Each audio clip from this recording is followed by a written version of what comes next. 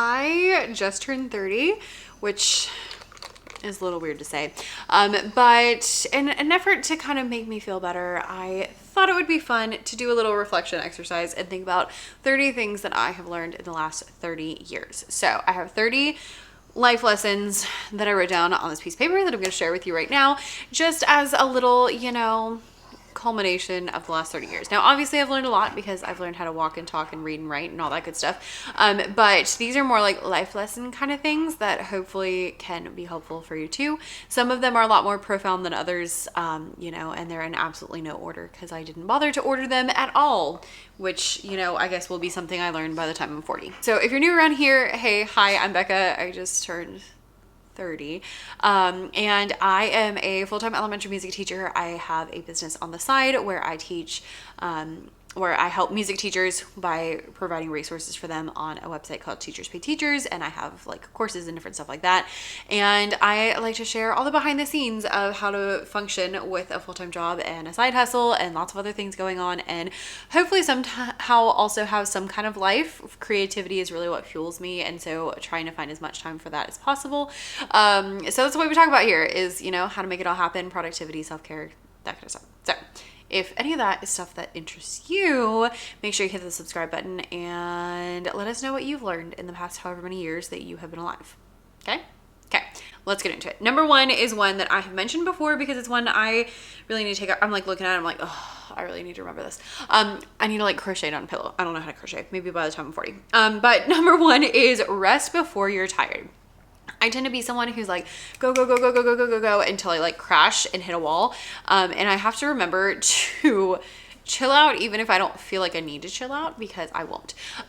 So, story of my life is like Monday, I get up and I'm like doing the things, going to work, get all the things done. I come home and I'm cleaning and I'm doing this and I'm doing that and I'm doing that. And then I get to Tuesday and I'm like, whew, okay, now I'm kind of tired. Then I get to Wednesday and I'm like, now I'm really tired. Then I get to Thursday and I can barely even function, which is bad because I moved my after school club from Wednesday to Thursday this year and it was not a good choice. And so because of all of that, I really have learned that you do indeed need to rest before you're tired. So just because Monday I feel like I have all the energy to do all of the things doesn't mean that I actually should be doing all the things. And instead, maybe it's nice to, go at a slow and steady pace like the tortoise and the hare. That would be great, wouldn't it? Yeah.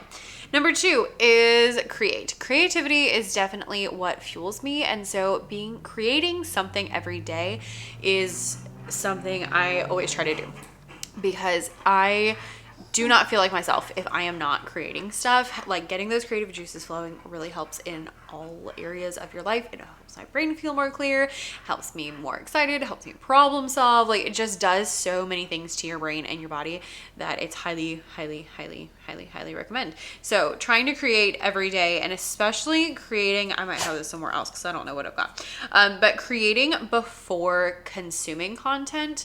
So instead of like scrolling on Instagram, like let me create something, let me paint a picture, let me even like I've been just coloring in a coloring book because it's just something fun to do, writing, but like doing those things before you consume a bunch of crap, basically. There we go. Number three is read. I don't know how many times I've talked to somebody who like didn't like to read and then they started reading and they loved it. You should read often, read every day, and read things that just seem like fun, even if they seem weird and they're about crazy things, or even if they're from your childhood. Like, it's okay. Just read whatever seems interesting to you and maybe try to branch out when you can because something might surprise you. Number four is a productivity one, and that is my best productivity tip, which is having a default action. What a default action is, I've never heard anyone talk about this before, but it's something I made up. Having a default action is having a pre-planned thing that you're gonna do if you have any extra time.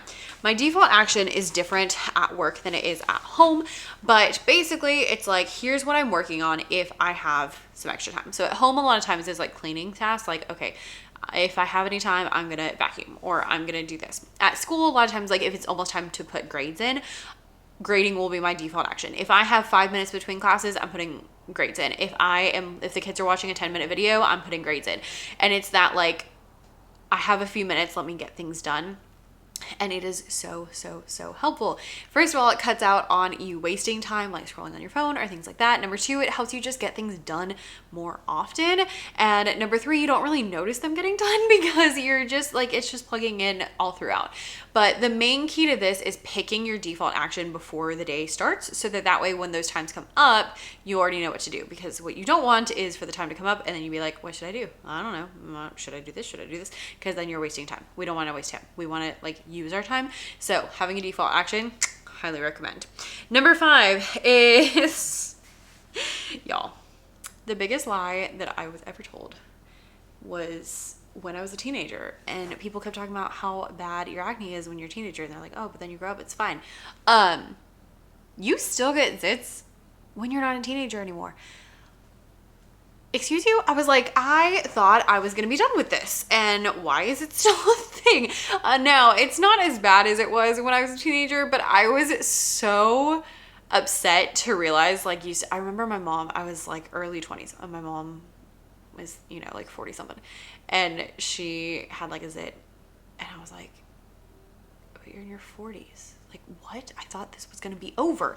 It never gets over. But what you can do is, personally, I find, me personally, that my diet and my water consumption really drastically affect what my face looks like. So if I am eating healthy and drinking water, then I break out significantly less. So if you are breaking out, try drinking some extra water. It might be really like all you need. So there we are. Number 6, if you are a teacher especially, it is really important to make sure that you are not getting sick all the time. And so here is my combination that has worked quite well recently. Knock on some wood. So multivitamin, I just take one a day. It's not anything fancy.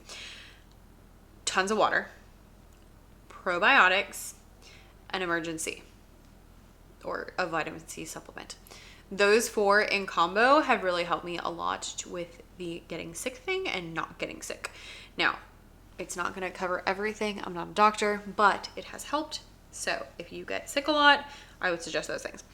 Number 7 is don't quit your hobbies. I don't know. I don't know if I was just like busy in college or what, or I thought things were like too little kiddish, but I stopped reading in college, and I stopped painting in college and like making art. And then one day I woke up and I was like, I don't even know who I am anymore. And then I started doing some art, and I started reading again and realizing like, oh, these are a big part of who I am, and I actually really like these things. So if you had some kind of hobby when you were a kid, I can't tell you how many people I've talked to, this is the same thing. If you had some kind of hobby as a kid, you probably still enjoy that as an adult. Find the adult version of it and do it. Don't worry about what anyone thinks. Just go for it. Have fun. And the great thing about the internet, even though I tell you all the time not to get on the internet, but the great thing about the internet is that you can find people who are interested in anything that you're interested in. So if you have an interest, you can find a Pinterest or a YouTube channel or an Instagram account where other people are doing that same thing, which makes it extra fun, because then it's like you get to do it with people, even if maybe no one you know around does it. Okay, so don't quit your hobbies. Seriously, it's so good for you mental health wise. It's so good for you to not sit in front of the screen all the time. It's so good for you to just have that time to yourself. Trust me. Number 8 is having rest days. This is one I've been trying more and more to do, specifically on Sundays. I've been trying not to work on Sundays. It can be hard, but I've been trying. And what I have found is that when I actually take Sundays to rest, I am much happier throughout the week, because I got some time to rest, and I got some time to sit, and I got some time to take some time to myself, and it was lovely. And so just having, it doesn't have to be Sundays, but just having a day where you're like, this is going to be my rest day, highly recommend. Number 10, we're only a third of the way through. Number 10 is join clubs or classes of things you're interested in. If you are interested in something, chances are there's other people too. And the way to find them is, yes, you can go online, but the way to find them in person is to go places where they are. Okay. So like I sing in choir, which means I'm then with other choir people. Okay. Or if I go hang out with other music teachers, it's like very much like a kinship for me because I do those things. If you like to read, join a book club, join an art club, like join those kind of things so that way you can meet people who are interested in the same thing you are interested in, because it's going to give you that kinship that really, really helps, and it's going to encourage you to continue doing everything. Number 11 is enjoy every day and not just the weekend. I think this is worse as a teacher because I don't know why, but as a teacher, I find it's very common for people to like basically not live their life at all and just be like, the weekend is the only thing that matters. I worked with a teacher who always wore black on Mondays because she was in mourning. Now, as hilarious as that was, as someone who has done that, it's not fun. And it's like you're waiting. You spend 5 days waiting to get to the weekend, and the weekend's over so quickly, and then you're like, how's your weekend? Oh, it wasn't long enough. Okay, well, it's going to be 2 days every week. Okay, unless we go to a 4-day week, which I have been really vocally saying that we should do that for a long time, but no one listens to me. So instead, try to enjoy all the days, not just the days where you don't have to go to work. Now, are you going to enjoy the days without work more? Yes, because that's how it goes. But what can you do on the other days to make them more enjoyable? How can you, people are talking a lot about romanticizing your life lately. How can you romanticize things? For me, it's the mornings. I hate being rushed in the morning. I like to take my time. I like to write in my journal. I like to read my Bible. Like, I like to just really enjoy my mornings. So I wake up pretty early so that I am able to enjoy my mornings and not be stressed out. And so that's something that I do for me that I really like. Other things is I try to paint or do other art forms throughout the week. I try to play the piano, which is right here. You can't see that in the thing, so that probably looked really weird. Throughout the week, so that way I'm like doing these things that feed my soul and make me happy throughout the week, not just on the weekend. Like, you don't have to spend all week waiting for the weekend. Weekend's great, but let's be happy. One thing that'll help you with that is number 12, which is gratitude. Gratitude actually has some like really weird health benefits. Look it up. It's fascinating. But being grateful makes you one, happier, 2, a more fun person to be around, and 3, you're not as obsessed with like trying to get to the next best thing. So every single day, think about things you're happy for. It could be whatever version you want. For me, I like to, for a while I was like writing down a list and I did 10 things every day. That felt like a lot. Now I usually will pray and I'll list like 3 things as kind of my magic. And then I try to be grateful like throughout the day when someone says something, or does something for me, like really making sure I say thank you. If something happy or nice happens, just like pausing for a minute and being like, oh, thank you. That was nice. For me, it's been lately like the butterflies, probably not anymore because it's cold today, hence this. But we've had a lot of butterflies in our yard, and every day that I see a butterfly or a hummingbird, it just makes me so happy. And so I'm like, oh, thank you.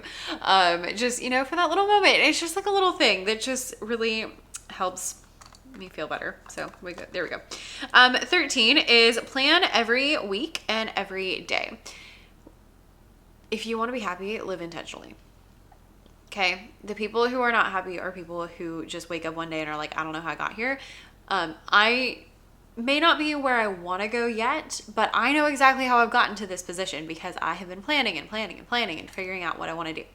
And part of that is every week sitting down and being like, what am I going to do this week? How am I going to further my goals? What are my goals? Are those things that I know? And how am I going to get there? Those things are really instrumental in having a happy life that you actually like. And working towards your goals every day will also help you with the not waiting for the weekend.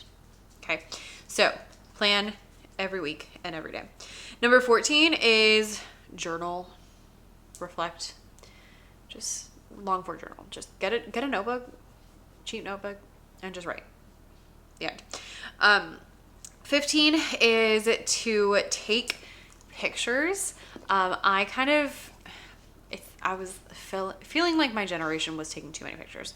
So I was like not taking pictures of anything, and I kind of regret that. And now I take pictures all the time of just little ordinary moments, little ordinary things. I take a lot of pictures of my dog, and that's part of it. Actually, I had a friend whose dog died, and she made like a post, and she was like, you know, take all the pictures you can of your dog, because one day that's all you're gonna have left. Now I'm gonna cry.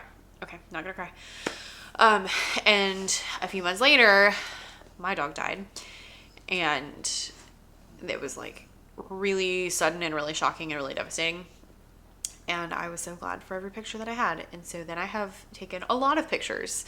And since then, my other dog died, which they were both like 9 and 10. So it wasn't like they were, nothing was wrong. They were just, you know, getting old. So I do not feel bad about every single picture that I take about this little beast that is right here, because, you know, it's just nice. And then it's also fun just to look back, you know, even on her, you know, I still have her, but it's still nice to be like, oh, look at that, you know, like picture here, picture there. And it's just fun. So take pictures of those, take pictures of the ordinary things. Similar, I know we're getting really sappy now. Similar thing happened last year. We had Thanksgiving, and at Thanksgiving, my mother-in-law was like, oh, let's take some pictures. She never takes pictures. It was really weird. And she ended up dying like a month later. And so it was just like this really weird thing that was like, wow, like we were, you know, now we have those pictures and like we can remember that time, and it's just nice. So take pictures. And then number 16 is do something with them, and do some like memory keeping. So I like to print out pictures. I use a bullet journal, which just basically means I use a blank journal and I add in all my planning and all my monthly and all that kind of stuff. And so part of that is every month, sorry for the noise. Part of that is every month I will add in pictures from that month and ticket stubs and just, you know, brochures, that kind of stuff in there. And it's just like a fun way. I like to like look through and just, you know, see all the things we've been doing. And it's just a really quick, fun thing that I can do that makes it so that I actually see those pictures and I see all that stuff. And it's really, really nice. And so I have really liked that. But, you know, print them out, put them in those little picture books, like just do something with them, because I feel like we, our generation especially, has a lot on our phones and not a lot like around the house necessarily. And that's something we're kind of missing out. Do not jump up there right there. I'm filming a video. Okay, well, that was gushy. Let's talk. Let's see. Number 17. Very, very, very different vibe. But number 17 is assume the best in people. You know, there's a lot of, you know, are you a glass half full, glass half empty kind of person? But I have found that a lot of times what people think is malice is not. So just assume that people are acting in good intentions. I see this a lot in teaching. This is kind of where this came from, is assume good intent. Like before you jump down a kid's throat about like what they just did, stop and be like, was that meant to be bad, or is it just it? Because I find with kids, a lot of times it's a misunderstanding. A lot of times they just didn't understand you. A lot of times, and like, should it be clear? Yes. Is it clear? Not always. And so a lot of the time they get in trouble, and it could have been as simple as like, hey, I meant, you know, go that way and not that way. Like, it doesn't always have to be a big thing. And that's true with all people and all things. Like, before you just assume that someone's trying to like be awful, assume that they have a good intent first, and then we can go from there. And maybe they don't, but most people do. Number 18 is also really random, but make sure you have at least 3 savings accounts. You want to have a retirement account that, yes, you need to be putting money in now, even if it's not a lot, put something into it now. An emergency fund where you have emergency money for when the air conditioner breaks or your car breaks down, or, you know, emergencies. People suggest that you have like 3 to 6 months of that saved up. I would say have at least 1,000. Most random expenses tend to be 1,000 or less. So have at least 1,000, but if you can have like a few months worth of expenses, that's gonna be even better. That's something I'm like working on at the moment, is getting up to like 6 months of expenses. And then have a savings account for fun things, because you know, if you're spending all your money every month, then you never get to like save up for like bigger things. And so just have a savings account and just put a little bit of money in there. And then, you know, you can be saving for something specific or not. Sometimes I just put money in my savings account, and I just usually put like $50 a month in my savings account, in my like fun savings account. And I call it the rainy day. And so, you know, when they're like, you know, putting it away for a rainy day. And so then on a rainy day, when I have a little bit of money in there, or, you know, there's like a surprise sale or something, I can take that money out and I have it available and I can use it, and it's just really nice. And there's been multiple times that there's been a sale, or there's been something I wanted, or, you know, something popped up and I had that money available, and it was just really nice. So just have a savings account just for fun. Even if you don't put a lot of money in there, put a little bit of money in there, and it can be for a certain item or just for fun, and, you know, have that in there.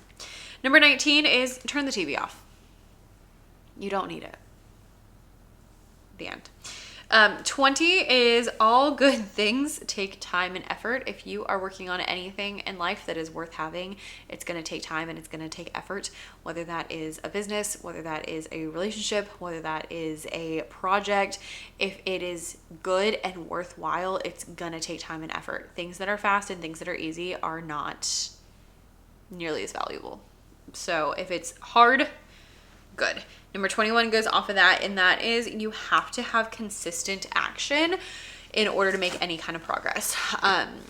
If you want to do a project, if you want to have a relationship with someone, if you want to have literally anything worth having, you have to put it in consistent action. It can't be, you know, oh, I worked for a while now and then I stopped. I think a lot of this, you know, I'm a music teacher, so I tell the kids to practice all the time.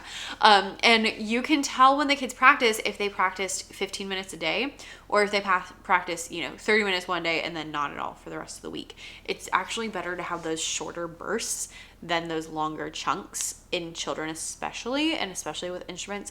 And so just, you know, that consistent action every day is that's what's going to make the difference in your life, really and truly. Number 22, no one's actually thinking about you. And if they are, you probably don't care about their opinion. So this is a big one. When I was younger, I definitely felt a lot of, I'm very shy and was especially quite self-conscious. Still somewhat, but I'm getting better. And one of the things that helped me is realizing that literally nobody else is thinking about me. You know, when I'm like stressed about what my outfit's going to be that day, I'm like, literally nobody cares. And I will tell myself that. I'm like, Becca, nobody cares what you're wearing to school today. Just put on clothes and go to work.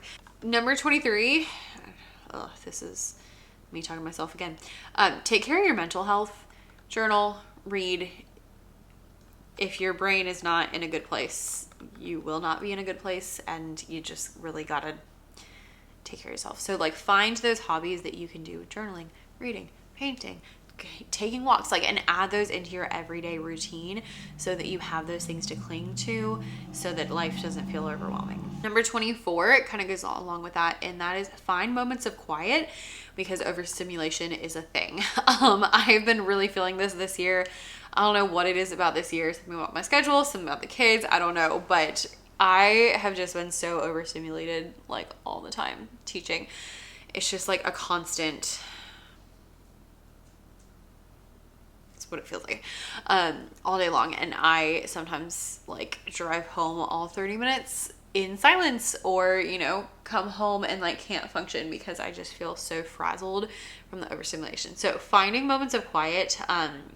Sometimes I eat lunch by myself instead of like with my team, because I need the quiet. And I told them that, I'm like, it's not you, I just really need quiet. Sometimes I'm quiet in the car, sometimes I come home, and, you know, like taking walks or taking a bath or like things like that. Have those moments where you turn off the TV and let it be quiet so your brain can have a rest. Okay. Number 25, keep in touch or get back in touch with old friends. There's been quite a few friends in the last like year that I hadn't talked to in quite a while, and I have like re-become friends with them, and it is so nice. Like, it is just so nice to talk to people who like know you, you know? Like, I have a variety of friends, but there's like 3 that I've really connected with in the last year that I've known. 2 of them since elementary school and 1 of them since high school, and well, I guess middle school. It was 8th grade, so middle school. And there's so much that like doesn't have to be said to people you've known for a long time. You know, when I meet somebody new, they don't know my whole backstory. They don't know the things I like, the things I don't like. But those people that you've known for a long time, even if they don't like know, you know, off the top of their head, like, oh yeah, she likes this, she doesn't like that. They have all those experiences with you that like they know you and they know how to talk to you and they know things you've been through because they were there. And it's just so nice. Like, new friends are great and I love new friends, but those old friends that you have been friends with for a long time, if you haven't talked to someone, like, reach out. And also, can I say, I reached out to one of my friends out of the complete blue. Hadn't talked to her in years. Reached out, said, hey, I don't know if this is still your phone number. I was thinking about you and I thought it might be nice to grab lunch. If you'd like to do that, let me know. And it thankfully was her phone number, because I was like, that would have been real awkward if it was like some stranger. And she texted me back and we went and got lunch and it was so nice. And we've had lunch a couple of times. We're not like, you know, but we've had lunch a couple of times and it's just so nice to like sit down and talk to someone who you just know on that level. And it's just like, oh, it feeds your soul so much. So reach out to someone that you haven't talked to in a long time. They're, you know, as long as things ended okay with between you, or even if it didn't, maybe you need to reach out to them. But yeah, it's just so nice. And then 2 of my best friends like moved back from moving away for years.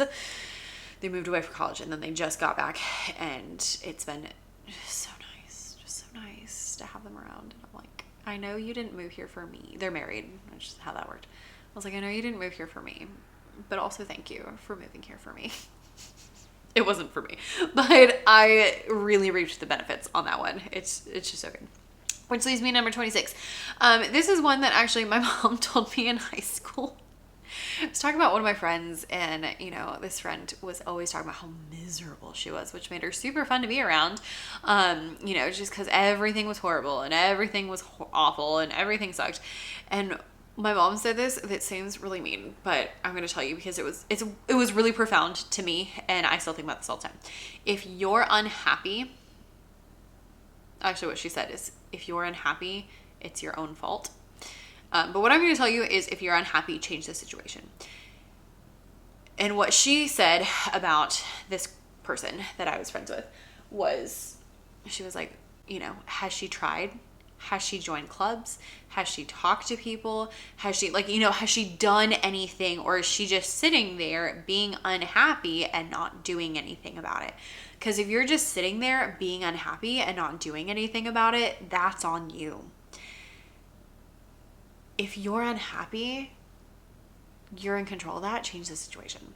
Whether that is changing the actual situation, whether that is getting a new job, finding new friends, finding a new church, going to church. If you haven't been to church, I should have put that on here, but definitely go check it out. But like, if you're unhappy, do something about it. Find a hobby, find a friend. It's scary, but it's much better than just being miserable. So you actually have a lot of control over that. Obviously, you don't have all the control, but you have a lot of control over that. And there's a lot of things that you can do, especially as an adult, to change your situation. And if you can't change your situation, change your attitude. You know, because I have to go to work versus I get to go to work. It's a very different feeling. Okay. Oh, that was number 27. I forgot that was number 27. If you can't change your situation, then change your attitude. I've been telling myself that one a lot.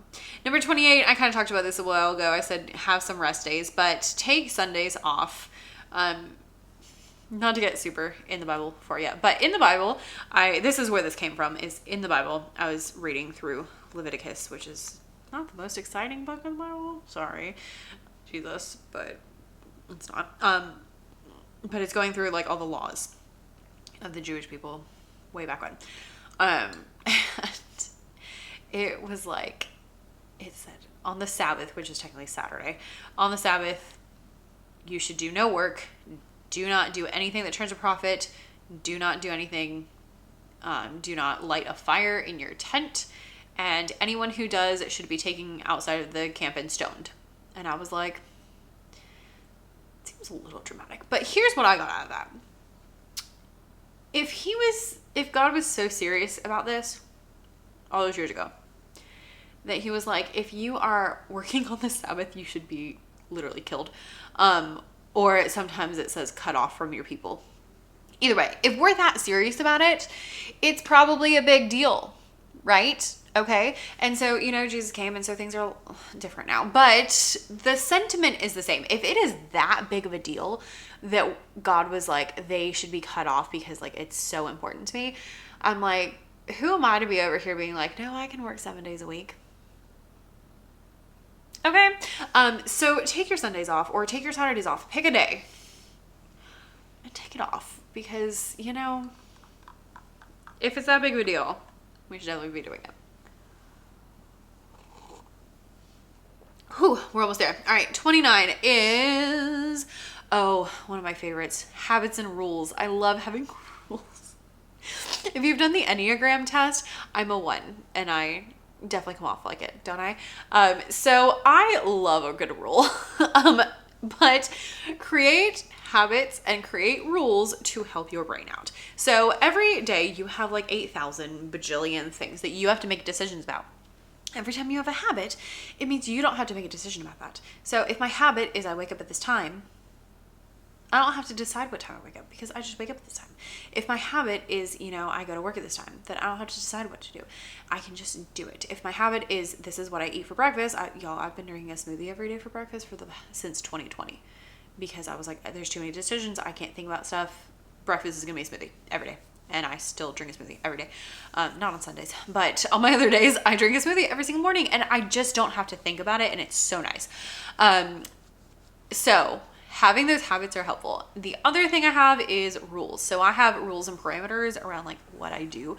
So for example, on nights that my husband's home, I typically will come home. I take like 30 minutes to an hour to myself in which I normally do a workout, shower, play piano, and then I will cook dinner. I'll clean, sometimes I clean stuff depending on what day it is of the week. And then I'll cook dinner. And then after dinner, I'll pull up my laptop and I'll work.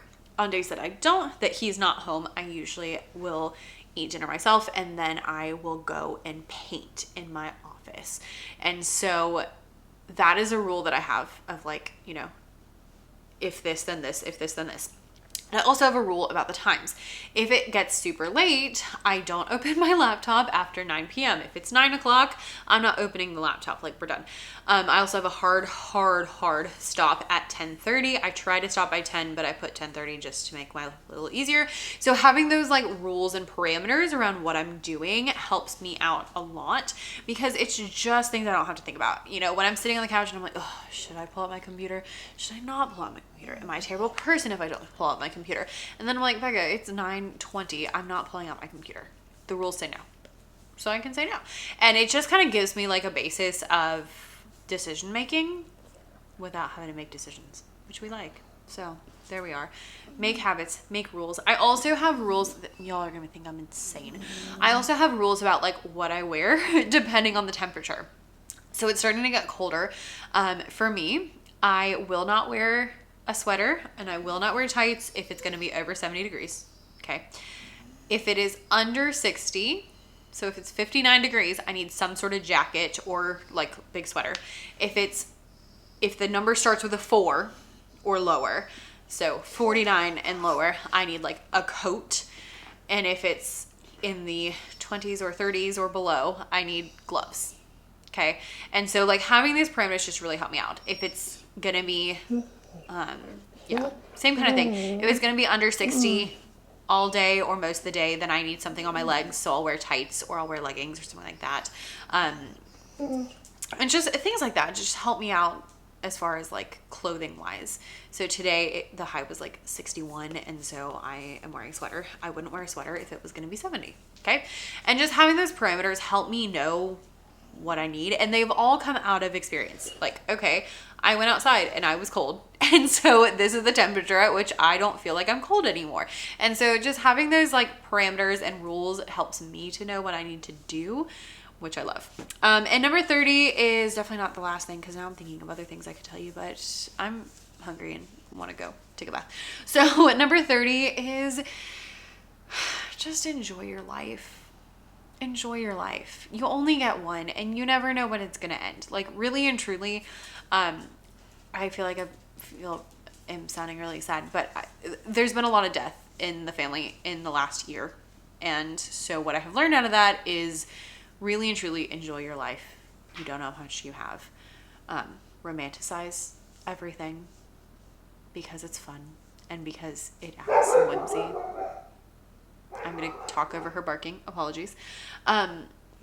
Add fun things on a Wednesday, on a Tuesday, do things that just are a little bit fun. Celebrate all the holidays. I get a kick out of, wearing earrings that go along with all the holidays, because the kids think it's so cute and it's just a good time. Buy a holiday t-shirt, go on a trip.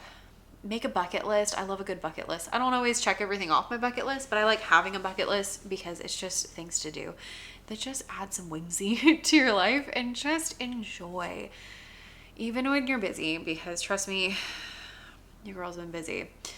Even when you're busy, like, add some things in to make your life happy. I was super busy the other day, and I was like, I am going to take 10 minutes and I'm going to sit down and I'm going to color because I can. And it's like really good for you to just be like, I'm going to do this just because I can and I want to. And that makes a big difference too. So highly recommend. Anyway, I would love to know what you've learned in however many years you have been alive. I feel like that's pretty good so far. We have a long way to go. So the next 10 years, I have plans, I have thoughts, and I am excited to put them into action. So cheers to 30 years, and here's to 30 more, hopefully more. We'll see. Okay, bye. Hey, it's Next Day Becca on my phone and giving you a bonus number 31, because this was like the first thing I thought of when I was making my list of things that I've learned in 30 years, and I somehow forgot to actually put it into the video. So we're inserting it in here. So number 31 is one of the most important things that I have learned in my 30 years, and that is this: wear what you want and develop your own style. So many people just like throw on jeans and t-shirt and go about their day, but it's, one, not the best thing for you. Two, not always, the most fun thing. So like, think about what you like to wear, develop your style, and then wear what you want. I, for one, love a good dress. I love a skirt. I love fancy shoes. I'm here for the bows and the ribbons and the curls and like all the things. And I had the hardest time for a really long time because I am in a place where people don't dress fancy. And so I wanted to dress up. No one else wanted to dress up. And so I felt so self-conscious that I felt like I always had to dress down to like match other people. And then one day I decided, you know what? I don't care. And I'm going to wear what I want to wear. And so I go through life literally in, dresses and everything. And people are always commenting about how nice I look. And it makes me happy. And I wear the red lipstick every day. And if I don't, then the kids ask me what's wrong with me. But it just makes me happy, and it just makes things better. And, I do my hair, and I like doing all those things. First of all, it really helps, like, people treat you differently when you look nice than if you look like a slob. And it's just like a respect thing to me. Like, I respected you enough to like get up and actually get myself ready. I didn't just roll out of bed and come here. And then the other thing is, it just makes me feel so much happier and more comfortable. Like, I get joy out of putting on an outfit that I like. I don't get joy out of throwing on a t-shirt. I just don't. And if you do, that's fine, but don't be scared to like wear what you want to wear. And even I see people sometimes in very different like styles than I like that I would not wear, but I think like, oh my gosh, they look so cute because they put some effort in. And so even if your style is not what everybody else's style is, like, figure out what you want to wear and then wear it. I always I just had a birthday party because, you know, I had my birthday, and I made everybody dress up fancy. And so we all wore dresses and fascinators, and I had the guys in top hats and bow ties, and it was so fun. And so part of that was people were like, oh, we should dress like this more often. I'm like, you could literally dress like this every day if you wanted to, because it wasn't that much more than what I normally do. And so, you know, you don't have to save it for a special occasion. Just wear it. Wear the things you like, okay? Go in the grocery store. Who cares? Wear what you want. End rant.